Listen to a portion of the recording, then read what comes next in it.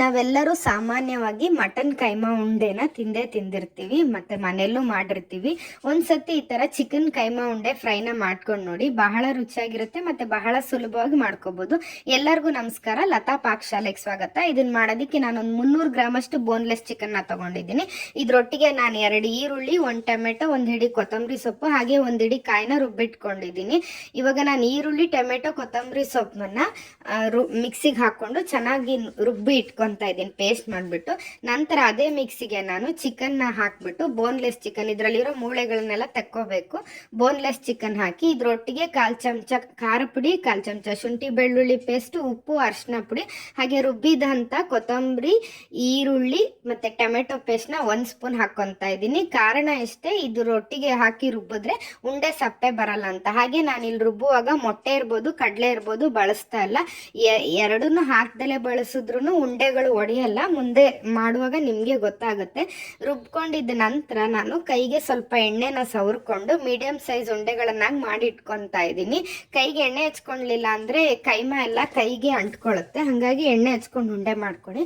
ನಂತರ ಬಾಣಲಿಗೆ ನಾನೊಂದು 4 ಸ್ಪೂನ್ ಎಣ್ಣೆಗೆ ಹೆಚ್ಕೊಂಡಿದ್ದಂಥ ಅರ್ಧ ಈರುಳ್ಳಿನ ಹಾಕ್ಕೊಂಡು ನಿಧಾನಕ್ಕೆ ಒಂದೊಂದೇ ಕೈಮಾ ಉಂಡೆಗಳನ್ನು ಹಾಕ್ತಾ ಇದ್ದೀನಿ.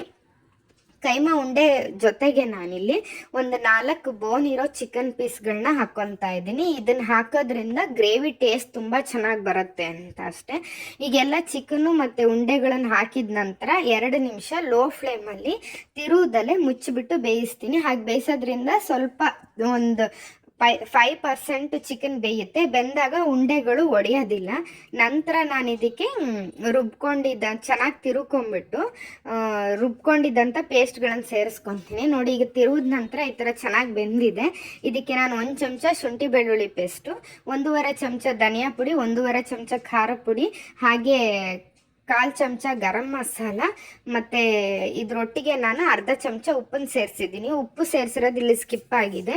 ಹಾಗೆ ಒಂಚೂರು ಅರಿಶಿನ ಪುಡಿನ ಗ್ರೇವಿಗೆ ಎಷ್ಟು ಬೇಕೋ ಅಷ್ಟು ಸೇರಿಸ್ಬಿಟ್ಟು ಈ ಮಸಾಲೆಗಳೆಲ್ಲ ಚೆನ್ನಾಗಿ ಹಸಿ ವಾಸನೆ ಹೋಗೋವರೆಗೂ ಹುರ್ಕೊಂಬಿಟ್ಟು, ಇದು ಹಸಿ ವಾಸನೆ ಹೋಗಿದ್ದ ನಂತರ ನಾನು ಮೊದಲೇ ರುಬ್ಬಿಟ್ಕೊಂಡಿದ್ದಂತಹ ಕೊತ್ತಂಬರಿ, ಈರುಳ್ಳಿ, ಟೊಮೆಟೊ ಪೇಸ್ಟು ಹಾಗೆ ಕಾಯಿ ಪೇಸ್ಟ್ನ ಸೇರಿಸ್ಬಿಟ್ಟು ಇದರೊಟ್ಟಿಗೆ ನಾನು 1 ಬಟ್ಲು ನೀರನ್ನು ಹಾಕಿಬಿಟ್ಟು ಹಾಗೆ 2 ಸ್ಪೂನ್ ಕಸ್ತೂರಿ ಮೆಥಿನ ಹಾಕಿ ಒಂದು 5ರಿಂದ 10 ನಿಮಿಷ ಹೈ ಫ್ಲೇಮಲ್ಲಿ ಬೇಯಿಸಿದ್ರೆ ಫ್ರೈ ರೆಡಿ ಆಗುತ್ತೆ. ನಾನು ಇದನ್ನು ದೋಸೆ ಒಟ್ಟಿಗೆ ಮಾಡಿದ್ದೆ. ನೀವು ಇದನ್ನು ಬಿರಿಯಾನಿ ಜೊತೆಗೆ, ಚಪಾತಿ ಜೊತೆಗೆ ಅಥವಾ ವೈಟ್ ರೈಸ್ ಜೊತೆಗೂ ತುಂಬ ಚೆನ್ನಾಗಿ ಹೊಂದುತ್ತೆ. ನೋಡಿ, ಈಗ ಚೆನ್ನಾಗಿ ಎಣ್ಣೆ ಬಿಟ್ಕೊಂಡಿದೆ. ಇವಾಗ ಗ್ರೇವಿ ಆಗಿದೆ. ಇದಕ್ಕೆ ಮೇಲೆ ಕೊತ್ತಂಬರಿ ಸೊಪ್ಪು ಉದುರಿಸ್ಕೊಂಡ್ರೆ ಚಿಕನ್ ಕೈಮಾ ಉಂಡೆ ಫ್ರೈ ರೆಡಿ ಆಗುತ್ತೆ. ಒಂದು ಸತಿ ಮನೇಲಿ ಮಾಡಿ ಹೇಗಿತ್ತು ಅಂತ ತಿಳಿಸಿ. Thank you.